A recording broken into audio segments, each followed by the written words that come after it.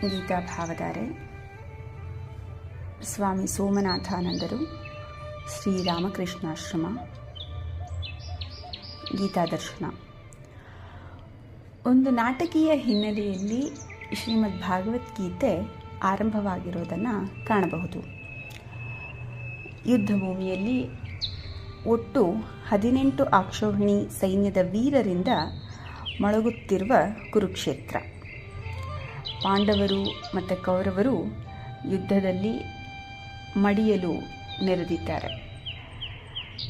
ಆದರೆ ಅರ್ಜುನನಿಗೆ ಯಾರ್ಯಾರು ಯುದ್ಧ ಮಾಡೋಕ್ಕೆ ಬಂದಿದ್ದಾರೆ ಅಂತ ತಿಳಿದುಕೊಳ್ಳೋ ಕುತೂಹಲ. ತನ್ನ ರಥವನ್ನು ಯುದ್ಧ ಭೂಮಿಯ ಮಧ್ಯದಲ್ಲಿ ನಿಲ್ಲಿಸುವಂತೆ ಶ್ರೀಕೃಷ್ಣ ಪರಮಾತ್ಮನನ್ನು ಕೇಳಿಕೊಳ್ಳುತ್ತಾನೆ. ಯುದ್ಧ ಭೂಮಿಯಲ್ಲಿ ಇರುವಂತಹ ಎಲ್ಲರೂ ತನ್ನ ಬಂಧು ಬಾಂಧವರೇ. ದೃಷ್ಟಿ ಸಾಗುವ ದೂರದಷ್ಟು ತನ್ನ ನೆಂಟರಿಷ್ಟರನ್ನೇ ಕಾಣುತ್ತಾನೆ ಅರ್ಜುನ. ಈ ಬಂಧು ಬಾಂಧವರನ್ನು ನೋಡಿದ ಅರ್ಜುನನ ಮನಸ್ಸು ತರಗೆಲೆಯಂತೆ ಆಗುತ್ತೆ. ಇವರನ್ನು ಕೊಲೆ ಮಾಡುವುದಕ್ಕೆ ಯುದ್ಧ ಮಾಡಬೇಕೇ ಅಂತ ಅವನ ಮನಸ್ಸು ಕಿಂಕರ್ತವ್ಯ ಮೂಢವಾಗುತ್ತೆ.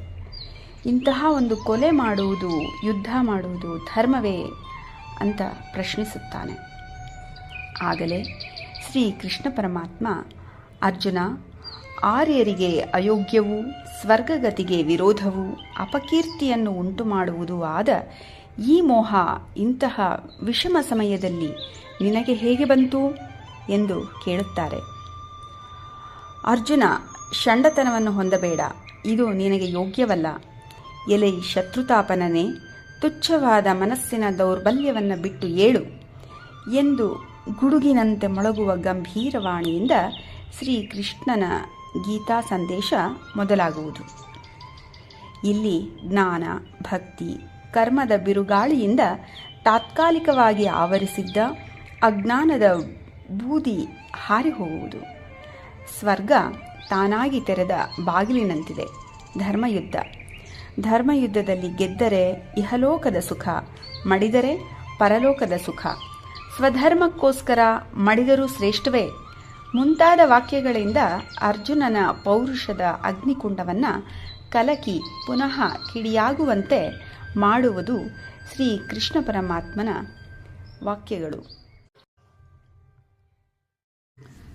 ಅರ್ಜುನನನ್ನು ನಿಮಿತ್ತ ಮಾತ್ರವನ್ನಾಗಿ ಮಾಡಿಕೊಂಡು ಅಧರ್ಮದ ಕಳೆಯನ್ನು ಬೇರು ಸಹಿತ ನಿರ್ದಾಕ್ಷಿಣ್ಯವಾಗಿ ಕಿತ್ತೊಗೆದು ಶಾಶ್ವತ ಧರ್ಮವನ್ನು ಜಗತ್ತಿಗೆ ಬೋಧಿಸಿದರು ಶ್ರೀಕೃಷ್ಣ ಪರಮಾತ್ಮ. ಇದೇ ಶ್ರೀಮದ್ ಭಗವದ್ಗೀತೆ, ಇದೇ ಗೀತೆ.